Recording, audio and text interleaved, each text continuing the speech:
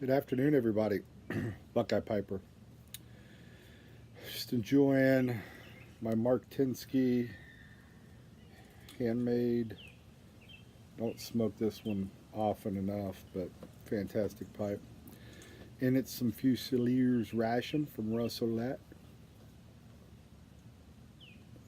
Great blend. Great English blend. So, thought I'd do enjoy a beverage or two with my Dagder koozie. Thought I would do something in my leadership series and talk real quick today about empathetic listening, listening with empathy. As the wind kicks up when I try to light my pipe, right?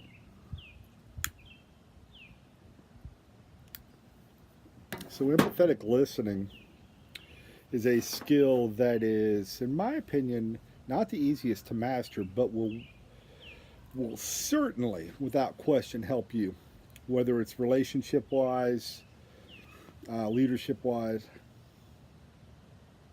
And the thought behind it, the thought behind empathetic listening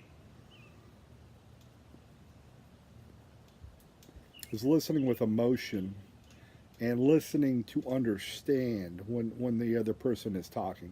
You're not listening to respond. You're not listening to talk. You're not listening to tell them where they're wrong or what your point of view is. You're listening to understand their point of view. A lot of times, the technique I'll like to incorporate is active listening, and a good tool for active listening is to repeat back what the person's told you to understand it. So if they're describing something that's going on in their life or something that's causing them, say, to miss work, use that as an example. You know, I'll come back and say, so what I understand, what I'm hearing is this is the issue. Now, here is where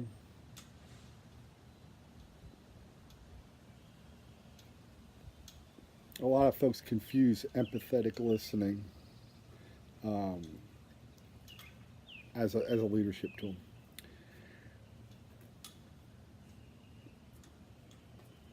Just because you listen with empathy does not show a sign of weakness on a leadership part or a relationship part, and does not necessarily guarantee forgiveness to the person you're listening to. What empathetic listening does is it builds trust and it builds rapport with the person you're talking with.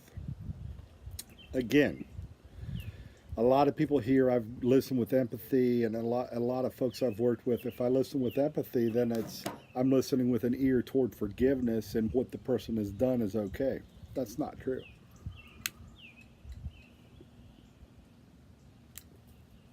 You're listening to understand that person's point of view so you can connect with them, so you can understand why they made the decision or what hard times they're going through. Now, I will tell you this: there are times where listening with empathy has changed my mind to how to handle a situation. Any situation, and I'm guilty as the next leader, you go into a situation, your mind's already made up of how you're going to handle it. Whether it's a challenging relationship you have, a challenging co-worker you're having a relationship issue with, a challenging employee that you're supervising. I mean, whatever the example,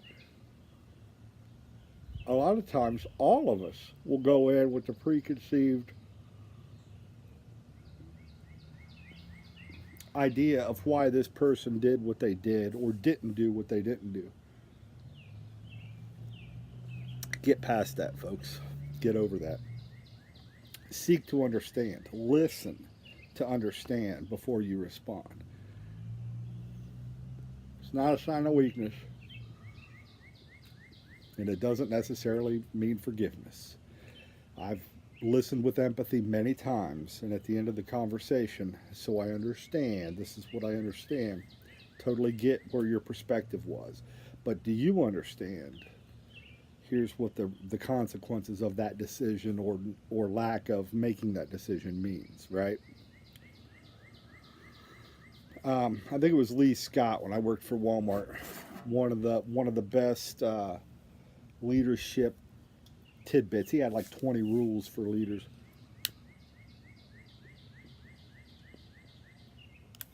And one of them that's always stuck with me is good intentions don't always mean there'll be forgiveness. Essentially, I'm paraphrasing.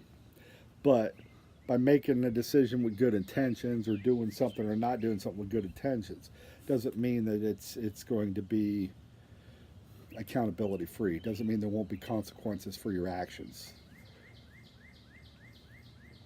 So as you listen with empathy, keep that in mind. Again, a lot of folks, they can't make that click in their mind. Is if I'm listening to understand, I just want to listen to tell the person why they were wrong. I'm going to listen to tell the person what they did wrong or how they wronged me or wronged the company or wronged the organization or whatever your case, right?